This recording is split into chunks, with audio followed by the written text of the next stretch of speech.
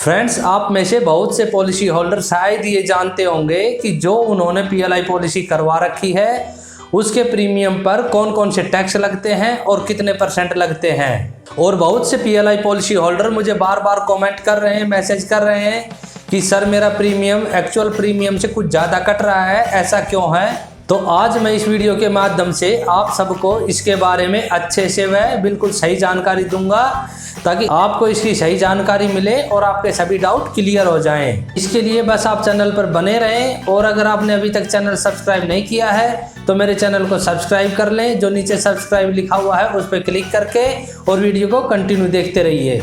चलिए अब हम सीधा अपने टॉपिक पर बात करते हैं। तो फ्रेंड्स, जितने भी पीएलआई पॉलिसी होल्डर हैं, क्या आपने कभी ये नोटिस किया है कि जो आप पीएलआई का प्रीमियम भर रहे हैं वो आपके रियल यानी एक्चुअल प्रीमियम से कहीं ज़्यादा है। यानी जो प्रीमियम आपके ओरिजिनल बॉन्ड में लिखा है या आपकी कैश रिसिप्ट बुक में लिखा है उससे कहीं ज़्यादा आपसे प्रीमियम लिया जाता है, ऐसा क्यों? तो क्या इस पर भी कोई टैक्स लगता है? अगर हाँ तो कौन सा टैक्स लगता है और कितना लगता है? ये सवाल जरूर आपके मन में उठ रहे होंगे और खासकर जिन लोगों के पास ओरिजिनल पीएलआई पॉलिसी बॉन्ड नहीं है और उनका प्रीमियम पे से या सैलरी से कटता है या डिडक्ट होता है, तो उन्हें तो यह भी नहीं पता होगा कि उनकी पीएलआई पॉलिसी का रियल प्रीमियम कितना है। इससे संबंधित डाउट भी आज मैं क्लियर करूंगा।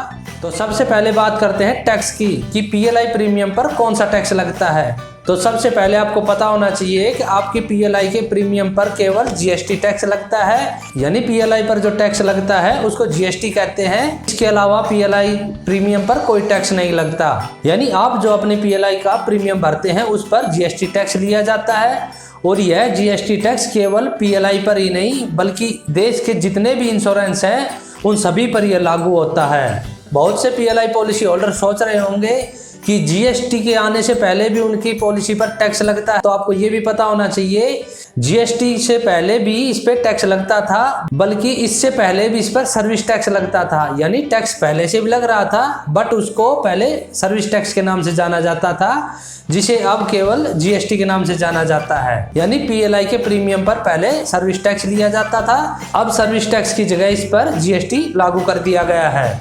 और अगर आप प्रूफ के तौर पर देखना चाहते हैं तो आप अपनी सैलरी स्लिप या पे स्लिप में देख सकते हैं, जहां पर इंश्योरेंस या पीएलआई का कॉलम है वहां पर आपको प्रीमियम के आगे एक कॉलम में एसटी या जीएसटी करके कुछ अमाउंट लिखा दिखाई देगा।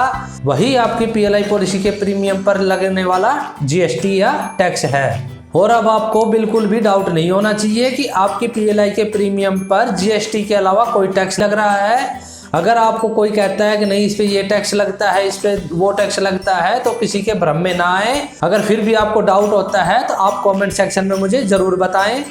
फ्रेंड्स, अब बात करते हैं कि पीएलआई के प्रीमियम पर कितना % जीएसटी लग रहा है या लगता है। तो आपको ये भी पता होना चाहिए कि सरकार द्वारा अलग अलग टाइम पर ये चेंज कर दिया जाता है।